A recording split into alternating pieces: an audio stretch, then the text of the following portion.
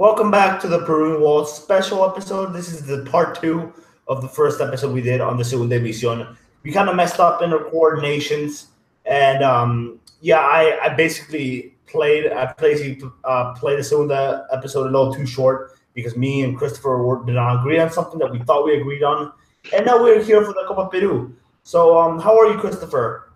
Joining us again. I'm doing well. I had some technical difficulties before we started, but I'm pretty ready to get to nerd out with you, like I said yesterday. Now this time about Copa Peru. All right, let me just send a weird live tweet quickly.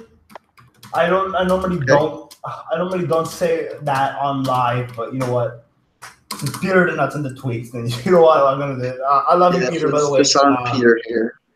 I love you, Peter. Okay, so we are live. I'm gonna send that, and now we can focus on it completely. Just making sure everything's good. Hold up. Okay. So last time we talked about the Segunda División. We talked about how the current championship was going, and things have changed a lot in one weekend. But we're not going to be talking about that today. We're going to go going below. And first of all, you can see I got a Walter Armenian kit at the back there.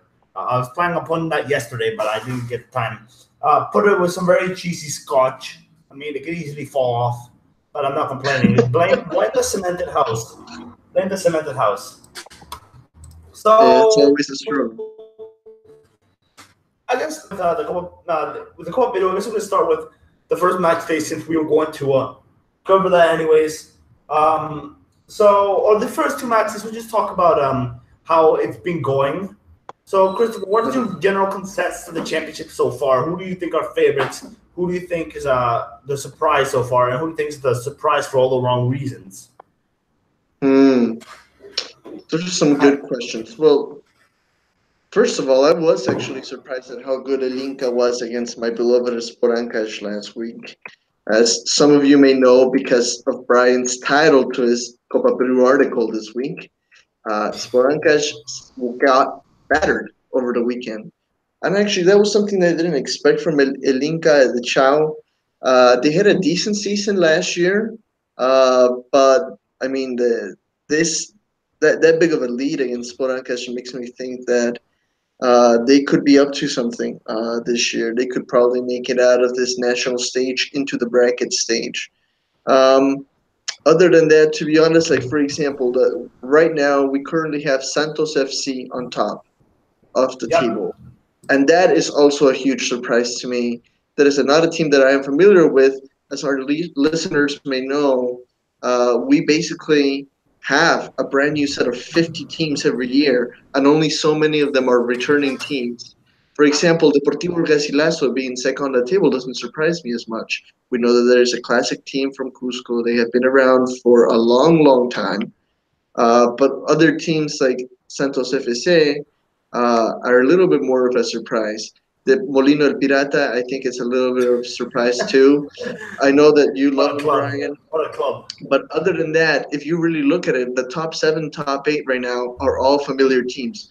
Deportivo Garcilaso, UDA, Sportivo Huracán, very traditional team from Arequipa. Also, Alfonso Ugarte, the most traditional team from Puno, a team that has been played in the first division multiple times. So we are seeing,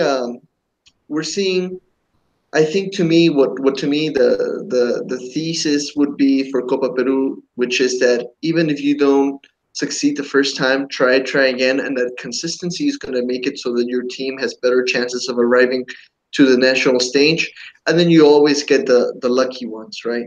That kind of sneak in there, like Santos FC, Molinos El Pirata. I also want to say like Sport Marino, another obscure team that has snuck into the top 10 there. Those would probably be my surprises. Well, the thing about Sport Marino is if you look at their squad compared to Sport Vitoria from 2012, that there was a team that went up because they were invited. They're very similar. Now, the Serafina and Yosa is there. Like, he was at Sport Vitoria as well. It was basically the whole Sport Vitoria team. Serafina and Yosa. I'm trying to remember who else there was. What was the guy's name? Junior Kawa, that was his name. It's basically the entire team bar Marco Yuya, who's obviously playing in Sport Huancayo right now. So it's basically that team. And as for Santos, I can't say I'm familiar with any of Santos' player. I mean, I've seen one of their games. I know they have a meter in the middle, but I can't say I know who they actually are. Like I can't say I'm familiar with such name. But they're a team from Nazca that's spent, and they have players from the whole the departamento, the whole region, Right. as you will. So they're Ica teams are always like unknown, but they're always good because that's where the best talent in Peru comes from. They always come from Ica, so True. it can't be a surprise that some unknown names do well at those specific clubs because they're. I mean, Advíncula from Ica. I just saw another example, but it's a terrible example. Wilmer Aguirre is from Ica, or not, they're not from Ica City, but they're from Pisco, Chincha, Ica. Farfan's family's from Chincha. Farfan was born in Lima, but I'm pretty certain I read one time that his family's from Chincha Baja, I think. So yeah, and I don't know if Ramos is there, but he surely has some connections to Chincha as well, Christian Ramos. Hmm. And there's one more example that doesn't occur to me right now, but But there's one other good you, example. let me Sorry, read to you a very short list of Ica players. go Okay. ahead. Diego Chavez, Luis Garcia, Jose Canova from Oh, I Rosario. I'm gonna interrupt you there. I did do a prezi at the beginning of that was the very first post on Peruvian Waltz ever. Mhm. It was a prezi on a starting 11 from the Ica region, and it has a lot of That's historic right. players like Hugo Sotil. What's his name? Fernando. I think I forgot his name. I think it was Mayan. Mayan, that was his name. I can't believe I forgot it. I'm supposedly the Peruvian expert. I forgot about a legendary player from Cristal's name. I think Bailon as well was from there. So it was a very interesting list. I recommend you read it. Yeah. But I'm not gonna ramble on too much. Let's Right. go to other teams. Now, first of all, the surprise to me so far has been Caballo Cocha because they were surprising Loreto. Not many people Mhm. expected to get this the runner-up position, and they're 12th. They've not lost a game yet. They drew against Colegio Comercio, which is a shock in itself. Colegio Comercio is also one of the surprises for all the wrong reasons. We'll talk about them soon. And Caballo Cocha then beat Union Tarapoto, which I did not see coming either. I expected them to draw or lose that. So that's a pretty good start. For those, I'm pretty sure Tarapoto's not the one that has Trauco's cousin. I think that's Bea Vista. For those who know, Javier Trauco, he played last year for Jose Carlos Mariategui, which got to the Finalissima. I actually got to see him live. He's not a bad player, but he's nowhere near his cousin, of course. So yeah, Coach is a surprise to me. Looking at this table elsewhere, I'm just surprised for all the wrong reasons, and I'm sure many will agree with me as well as Christopher himself. Sportancash, I did not expect them to do so poorly with the squad they have. And now they don't have it easy because they have to win the 2 games versus Cipesa and win one more after that to at least get to the playoff, to sneak into it. I mean, it's possible. Alfonso Huerta had a really bad start last year as well, and they did it, but it's an uphill battle from there. What do you think, Christopher? Yeah, I mean, honestly, this has been a year where we haven't seen a lot of historic teams make it. Usually, we have a nice cohort of historic teams from every region that are usuals. And this time around, I think we have about 10 to 15, but I do remember other years where we had 25 to 30 just being some of the classier teams.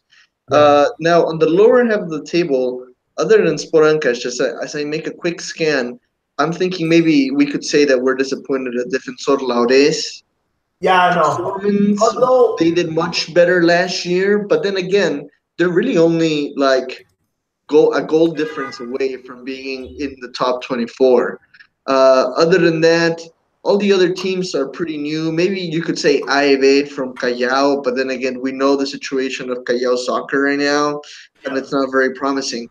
Deportivo Maldonado, I guess, could be, which is currently the worst, could also be something disappointing as Deportivo Maldonado have also been around for a long time. Maybe can also Sada. But other than that, some of these teams are not, they're not very historic, very familiar. Maybe Well, um, for me Jose there are a lot Montecano, of for example. familiar. For me, there are a lot of familiar names, just not a lot of historic teams. I mean, Molinos and Pirata was a name I found 2 years ago when they're in Nacional for all the wrong reasons as well. But Yeah, I know about the Municipalidad and Huanca is also a familiar name. I saw them last year in the Nacional. Pretty sure they're a new team by then, but I'm not entirely sure. And I'm looking at other names here. For starters, Academy Pesa is not the same Deportivo Pesquero, the one that Pizarro No, played for. This is not the no, no, same no. one. That one died. That one died. Yeah, That one that died. one had an Great description interesting of it. story because Cipesa was actually a factory in Chimbote. When the factory stopped sponsoring the team, they changed the name to Pesquero, right? And then eventually they ended up moving the team to Huancayo because they wanted to get the altitude advantage, and they rechanged the name to the now famous Sport Huanca, right? Which, as you may know, had quite a following in England, or so some newspapers, tabloids in England claim that there was a lot of Magazines. middle-aged men in their 50s that were sporting the Sport Huanca jerseys at bars and whatnot. And obviously, I do not need to explain to the audience what that means in British English. I don't think they need to know. I think it's a very familiar word anyway. So for most people anyway. I keep it PG appropriate. I no, no, I'm Okay. keeping it PG. I'm keeping it Okay. PG just because I'm making Another allusion team. to something. Another team that's interesting is here that I think I should mention is Union Alfonso Ugarte from Tacna. Now Tacna's biggest team is obviously Coronel Bolognesi. Right. Coronel Bolognesi is not in the national stage. It doesn't surprise me because I talked to one of their former players this year, and he told me Hmm. they don't have anywhere near the team to get here. Now, they didn't surprise them make it. Now, Locuba is a historic team in the region. It's the biggest team in the Locuba region, but they were terrible last year. Last year they lost most of the games, 20-0. So it definitely did surprise me to see them here in the national stage. And like I said, it definitely surprised me to see the national stage. It doesn't surprise me to see them going poorly either because the Tacna teams are not very good. But back to Union Alfonso Ugarte, this is the one from Tacna. What's interesting, and this is a trend you'll see a lot in Peru. It's not just this team, but I've seen it a lot. It happened with Juan Aurich Grande as well, which is last year. Some might say it's a copy, and it could well be, but in Peru, it's more of a traditional like following. Like these are from Puneño immigrants who came to Tacna, and they started Yeah. their own team, and they ended up Unión Alfonso Ugarte as a part of the like as the tradition. Like they brought the team over to Tacna. It's kind of like that. Because it might be a bit cheesy. The same thing happened with Juan Aurich Grande. Juan Aurich Grande was the original Juan Aurich is originally from Batangrande, but when they moved to Chiclayo, some of the original people brought it back to Batangrande and started a new club. You see a lot of them in Peru, in Copa Peru specifically. Doesn't always mean they're copies, but it does seem a bit cheesy sometimes. But it's interesting to learn about these small clubs because some of them seem like they're nothing clubs, but they have more history behind them than you may think. What do you think, Christopher? Yeah. Well, we have to distinguish some things here. You have, for example, in England, you have Manchester United, and then you have FC United of Manchester, Yeah, which is one a came from club the that Clinton was family. started by the fans, kind of trying to keep it more fan based instead of Yeah, making it an international enterprise. In very Peru, good. I think you see two strands of clone clubs. You see the strand where it's the owner failed to pay, the debts that the club had, so he basically created a new club, keeping all the same logo and the same players, just basically created a new fictitious organization per se. And then you do have some clubs that are tributes to other clubs, right? That's why we see so many municipals. That's why we see so many Juan Auriches in the Chiclayo region. That's why you're seeing um, a club like Torino, right? You have the classic Atletico Torino on one side, right? And then you have Torino FSA, which is kind of a protest club by some of the fans that did not believe that Atletico Torino was doing what they were supposed to after they were relegated from second division. And now you have that curious thing that happens where you have basically the club, the original club, and the fan base club playing at the same time, right? And something that you probably would never see like in England or Spain, but that you do see around here. Well, there is some protest clubs, but I wouldn't call Union Alfonso Ugarte one of them. I know you wouldn't call them that, No, but yeah, I'm just saying there's a lot of clubs that you may have never heard of in the Copa Peru. I'm talking to Peruvians because I'm sure maybe some of our English followers, some of our American followers who aren't Peruvian at all may have not even heard of any of these clubs at all. But in specific, talking to Peruvians, I don't think any of these. So if you've never heard of some of these clubs, they might have more. I'm looking right now at the table. They might have more about them than you think, like Juventud Locumba and Unión Alfonso Ugarte. My only complaint is I would wish that some of these people would try and change the logo rather than just keep it the same. I mean, it's right. something AFC Torino got right. Like they knew that they shouldn't make the logo the same. They're gonna make the name the same. That's fine, but don't make the logo the same. I mean, it's just stupid. It's a AFC new Torino club. got AFC Torino got that right. Right. AFC Torino got that right. So unless you all want to be like Barcelona from Ecuador, then it just doesn't work, in my opinion. But then you have like I think to me what would be a traditional clone club done the wrong way is probably like Estudiantil CNE, which honestly is just it's a cover up name for the original CNE. The same Yeah, thing happened I want to say about 10, 15 years ago when you had Sporbolito, which was just a cover-up name for right. Coronel Bolognesi. The Yeah, second that Sporbolito wins the Copa Peru, they say, "Oh, by the way, our actual name is Coronel Bolognesi. We were just like pretending that you didn't know that, literally." And then the season starts, and then all of a sudden they have changed the name and all of that, and they show their true colors. And that's just really a way to cheat the system, especially when you don't pay your players, and that's why you have to resort to those tactics. yeah. It's all strange. It's very complicated. The only province that has full traditional clubs right now, or region that has full professional clubs right now, or traditional, is Huánuco. Huánuco is both of the Yeah. traditional clubs. Last year, actually, León de Huánuco did not qualify for it, but La Punta apparently didn't have like the licensing, so they Right. got thrown out, and León de Huánuco got pulled back in. And they won like 3 of their matches by default because they complained after every single loss. So once they got shown up at B Nacional, they tried to complain again and it didn't work. So it's Well, all that sort of thing that happens. I Now guess it. let's Go ahead. now I'm gonna look at other teams. Back to your Laura Sud point, Defensor Laura Sud. I wouldn't say they're underachieving. I mean, they have a tough run of games right now against Venezuela, and then of course against Atletico Agustin again, which they should win at home. They should qualify for the playoff at the very least.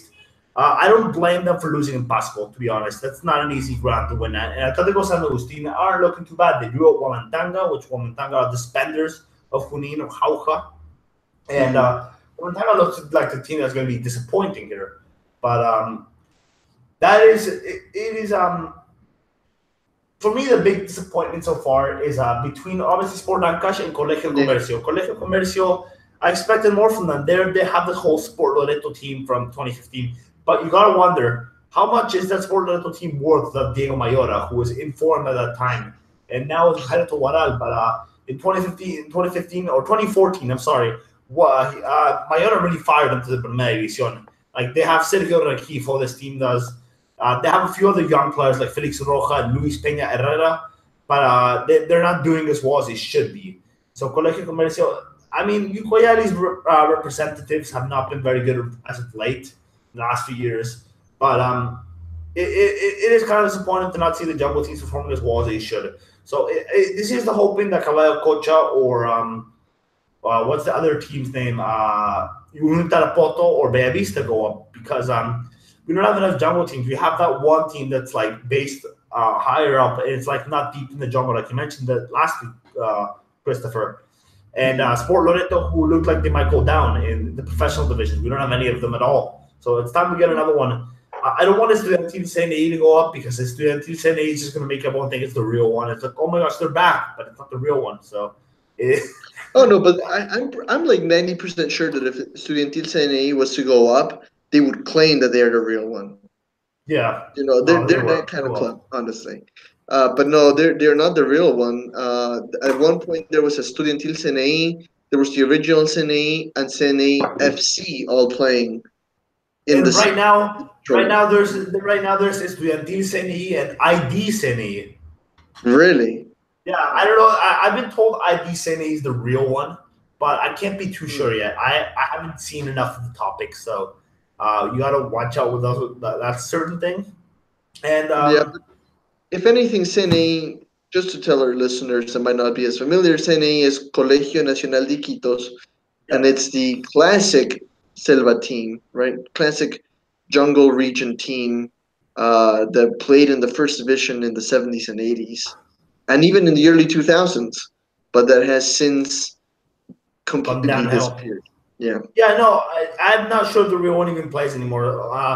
One of my friends from the Chalaca, David Sanchez, has told me that they don't exist anymore, but other sources tell me that Edicini, the real one, the traditional team will never die. Okay, but they will No. make they'll make new teams, and it's not even like a Sport Ancash situation where they disappear and then starts again. It's not even like that. It's just a completely different team.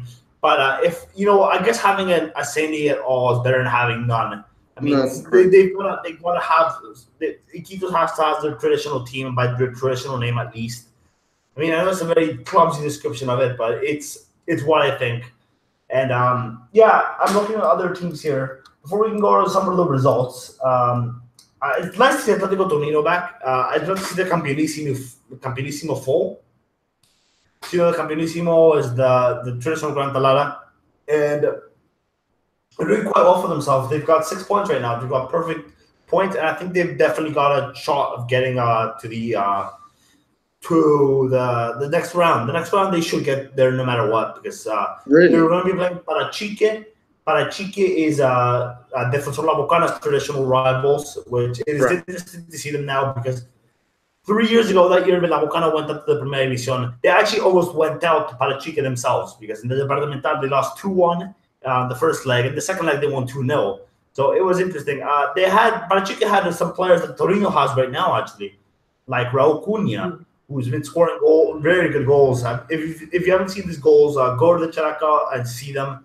He scored both. He scored two bangers in the first two matches. And then there's Cesar Chiquito Flores. No, this is not the Chiquito Flores that went to buy bread at 5 in the morning. No, this is another one. Um, this is a 35-year-old striker, and there's Armando Farfan who is 38 years old who also looks like a candy player. And there's someone else. What's his name? Oh, right. The keeper, I think, was Alex Aquino. I'm pretty sure that's his name. I wasn't thinking of Owen Tumbes. I didn't get up the guy here. I probably should have gotten up. But Torino are probably one of the favorites to go up, like most Piuranos usually are. They're usually strong, and I always rate their chances to go up. I think the one that's kind of gone down for me is La Libertad as a province. They used to have always they used to always have favorites. Now they just have the Wrestling Machuco in the last 2 years. Elinka El Chao is good, but I don't think they'll go up. To be honest, what do you think, Christopher? I do hope they don't go up. I hope that Linka the Child disappear next year. Um, but that's just a personal vendetta. Let's be honest. Anger. But Racing, to be honest, Racing does have some good chances of going up. I mean, Racing Huamachuco has been having some great campaigns for a number of consecutive years now, and I think that they're a serious team. Now, if you ask me where I would like to see more teams from, I would prefer seeing more teams either from the jungle region or from the south, especially because right now in the second division we already have about 7 teams that are all within, like 100, 200 miles of each other, just all populating that northern region. All the Yeah, classic teams from that region are in the second division. Juan Aurich, uh, Grau, Cesar Vallejo, if you want to say, obviously Grau, Grau, and you have Manucci, Carlos Manucci. and don't forget Alex Atletico. They're very traditional as well. So Oh yes, it's true. I Yes, did. you're right. I did want to mention something about Machuco. Wrestling Machuco is is an interesting region. I mean, it'll be like Uterbo, where you're gonna have to go a long way to get there. Hmm. But at the same time, I feel like that's a very talented region. I mean, I can only think of two examples of footballers that have come from there, but they're both very interesting. One of them is a project player at the moment. The other one is already in the national team. Kristen Cueva from Machuco and Pedro Diaz, who played for Racing Machuco itself. Christian Cueva never. I'm pretty sure Christian Cueva never played. Well, he never played professionally for Trujillo club. I know that, but I Right. don't know if he's. I don't know what clubs he played for in Trujillo. All I know is he was based in Huamachuco, and San Martin saw him. Apparently, he scored like 4 or 5 goals in the match against San Martin in a practice match against Huamachuco's or the Huamachuco national region. The national region, I think it's a national province or national region. I can't remember too well. But the point is, he scored like 4 goals against San Martin, and then they brought him over to the club. Pedro Diaz is one that's in projection right now. He's in the Segunda División, but I think he's one of the best keepers Peru has in under 23 level at the moment.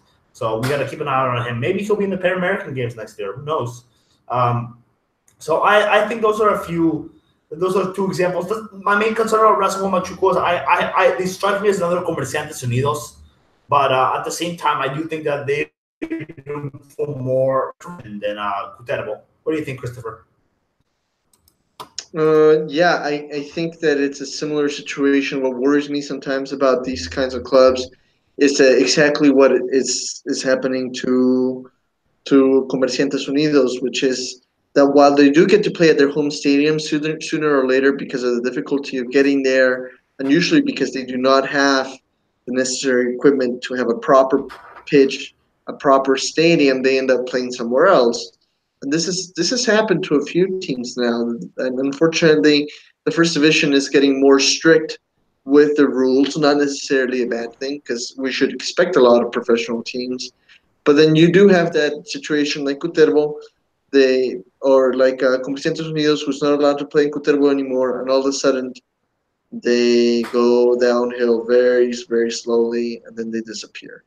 So I still think that Racing Huamachuco has shown that they are a very professional club. The fact that they've been in the division for a few years now, and yeah, I wouldn't be that surprised if we saw him at the Finalissima.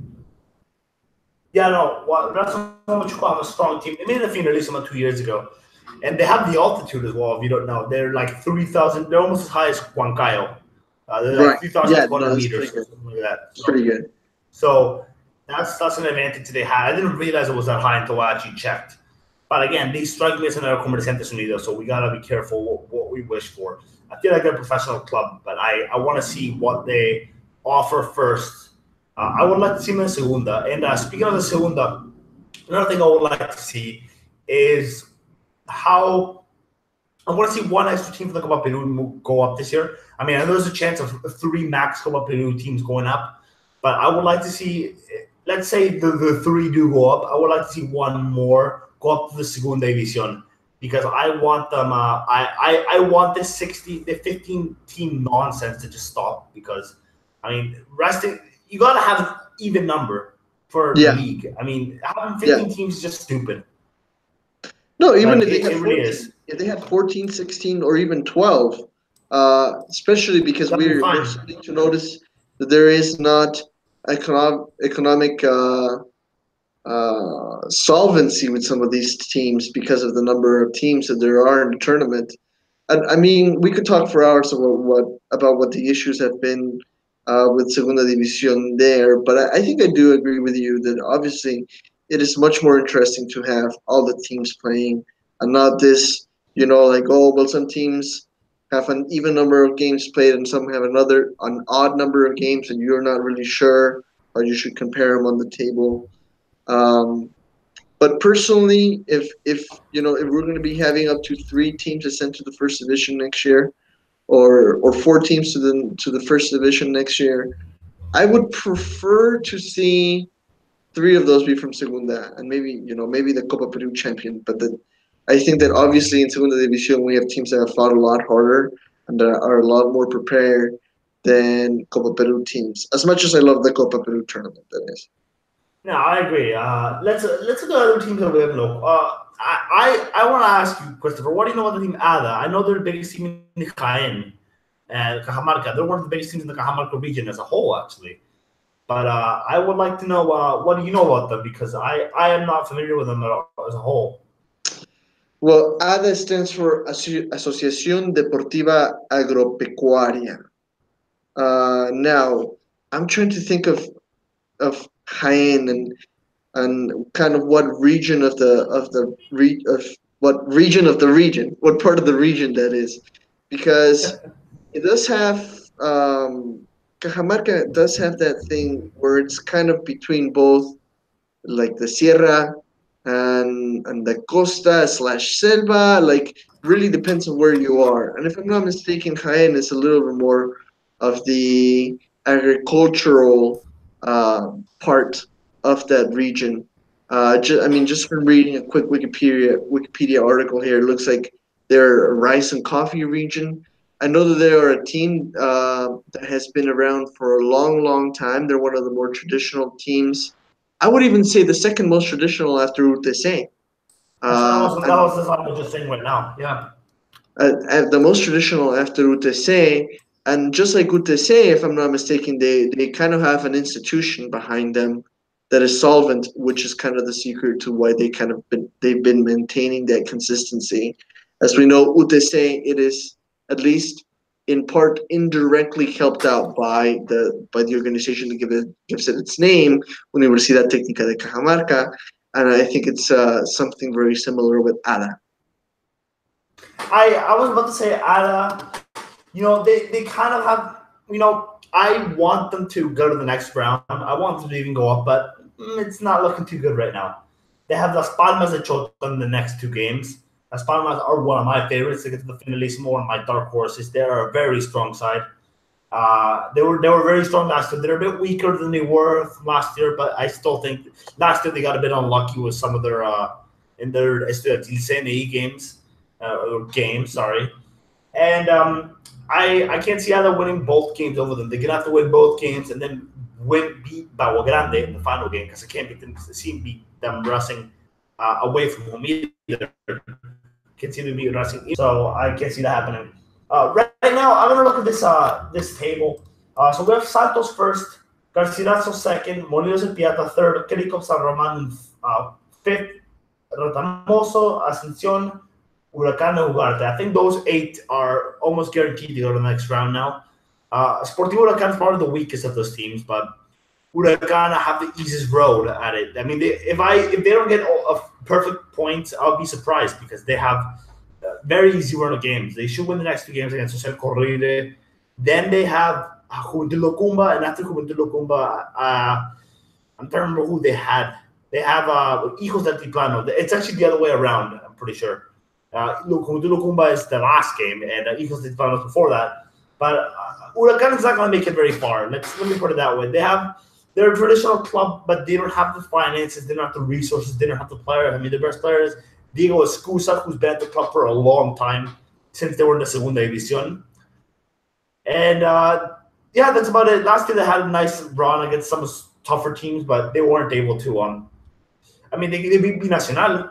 It's no small feat. Right. They beat Alfonso Ugarte, but they weren't able to make it to the next round. Mm-hmm. Sorry? Well, I'm looking at the list of 7 or 8 here that we have, and I think I'm gonna agree with you. Just looking at names alone, I don't know if I'm seeing anything that really stands out. I can see León de Huánuco or Alianza Universidad kind of giving them a run for their money, and one of those teams sneaking into the top 8. I think Alianza Universidad is going to sneak in as well, personally. Mm-hmm. Yeah, I can see that. Like we said, Racing could also sneak in there, depending of how things go. But other than that, I think I feel pretty comfortable saying that Deportivo Garcilaso, Alfonso Ugarte, UDA are probably teams that we're going to be seeing in the next stage. I'm going to read off some of the toughest fixtures or some of the toughest teams. Santos are pretty straightforward. Actually, Santos might actually stay out of it because they have a Sport Marino in the next 2 games, so they don't have the easiest run. And they have Deportivo Caminos in Huancavelica. I mean, Huancavelica is one of the hardest places to get to in Peru. Oh, yeah. They're a weak team, but I think Santos could actually slip out. And Querico San Cristobal could slip out as well, but I'm not so sure about them. I think they have an easier run as well. Ascension should definitely be in the next round because they're already tough to get to location, and they're quite a strong team away from home as well. So I think that I would love Ascension to go up, but I can't see them maintaining themselves in the Primera. That's the thing. So Segunda for them, and I'll be happy. But Torino, I think Torino will sneak in as well. I think the two teams are going to be that will make it. I think will be Santos, and I want to say maybe I don't know. I want to say Ugarte because I mean they were the favorites to win this tournament, but they have San Roman, who for me are also among the favorites. I mean I saw them the other day against Deportivo Maldonado. They won 8-0, and even though the opposition wasn't the best. I mean, there is some real talent in there. There's Walter Portugal.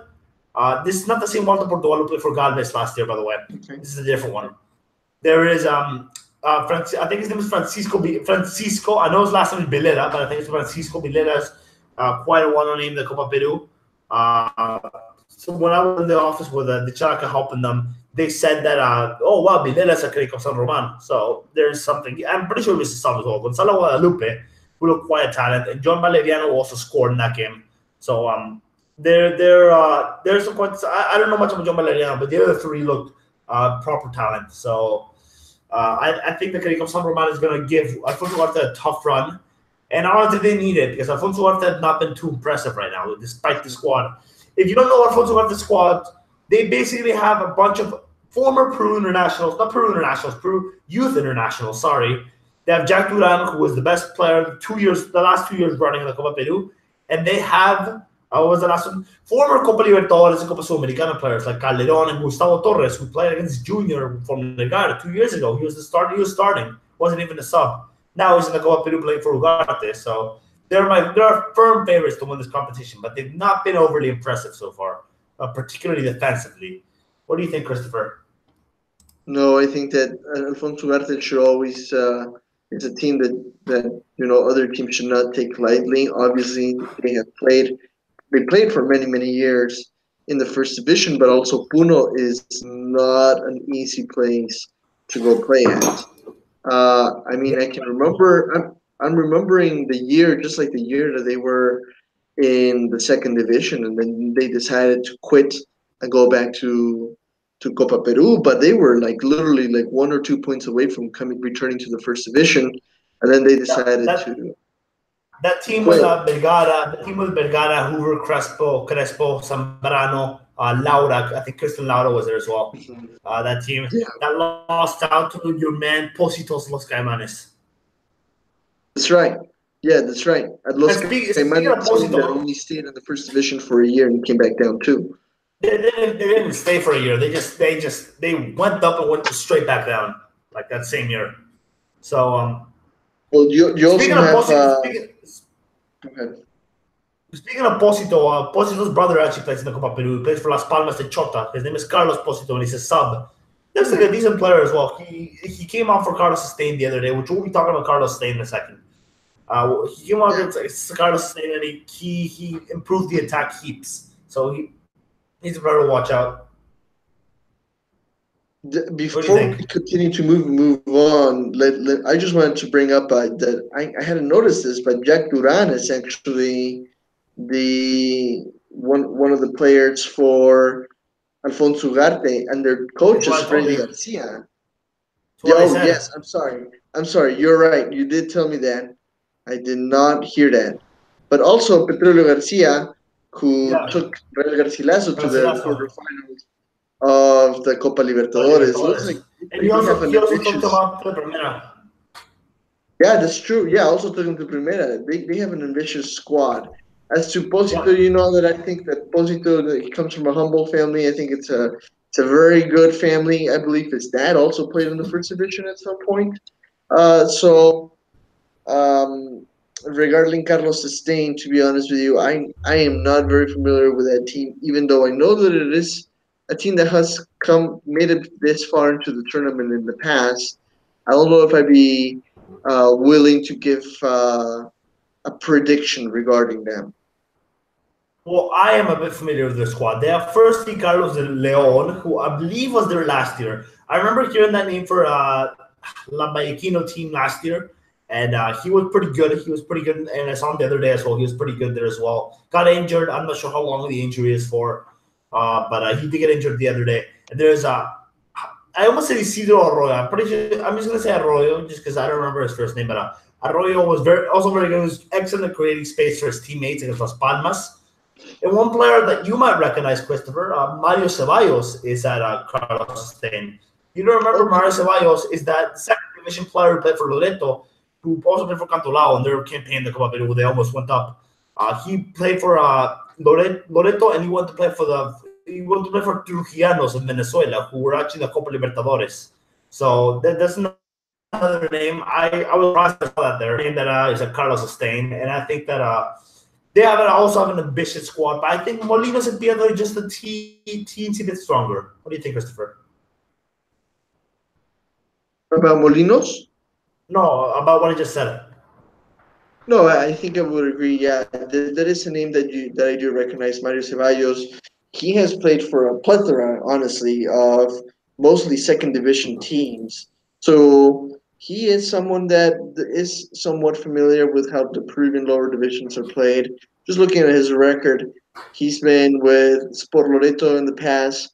He was at He Walter was one of the goal Ormeño. scorers for He Loreto. was in Unión Guaral, Jose Galvez, Deportivo Copsol, who we know is the eternal second division team, and they seem to like it there because they haven't been able to do much in the years that they have been in the second division.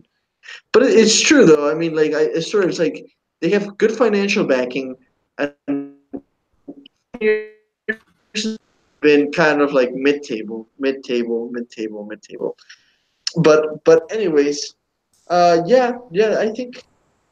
I think then, as you put it, it will be something quite interesting to see with Carlos Stein and with Mario Ceballos.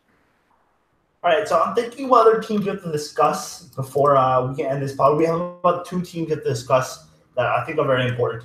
Firstly, FC Retamoso, which is, if you remember those games in Bolivia when Peru played the altitude of La Paz, they would Hmm. always. He is the owner of the team. I think I'm not. I think I've heard. I've not just followed their whole matches. I've seen a few of their matches in the Provincial. I was very impressed personally. But I think the thing that I want to say is I think sometimes he has played for the team. I can't confirm that, but and all I can confirm is that he is the president of the side, and they look very strong. They won a very difficult Abancay Distrital League that has Miguel Grau, Deportivo Educación Abancay, which are very traditional teams in the region. And then there's also Universitario Utea, who's been strong the last few years, and they won it. No, they didn't win it. They were runners up. I forgot for a second, but they won the Apurimac. They're the Apurimac champions. Jose Maria somehow messed up with their administrative with their administry. I don't know what I'm saying, but basically their admin they've kind of messed up a little bit, and they got kicked out of the competition. So they're not in this time. Vicente also took advantage and they won it. I'm not sure if they probably would have won it anyways. They look very strong this year. They have the likes of Willie Velasquez, who's been there a long time. The Brian Morales Gibaja, who I made videos of, looks very talented, 23-year-old for the team. And he's basically a right winger that has very good dribbling and he's smart to cut inside in that sort of thing. The only problem is he doesn't go forward as much, but that's because of his coach apparently. I asked him about it. So and before we go to why don't we go to your opinion first of FC Tamoso before we can go to the last team of the night? Yeah, would you say the name Retamoso? Does this remind me of the very few happy moments that we had during the last qualifying campaign? Retamoso basically ran miles and miles and miles all by himself, and he was an interesting player there. It would be interesting to see if he actually did play for the team. As far as I know, he was injured for a while. From what you told me, I think that if I'm not mistaken, they're representing Apurímac this year, correct? Yep, as well as Underwell SFC. That's right. And Apurímac too can be a difficult region of the country. I don't believe that we've ever had an Apurímac team in the first division that I can We have recall. not. We have So not. therefore, And they're one of the most football mad regions as well. We've not had yeah, one. that's true. Yeah, they do like soccer. The interesting thing is that the rules of the Copa Peru are interesting in that, for example, this happened to Sport Ancash. they had a a coach that was foreign, right? And then the rules of the national stage says thou shalt not have a foreign coach. They had to fire their coach, even though they had a really good coach, a really good season so far, right?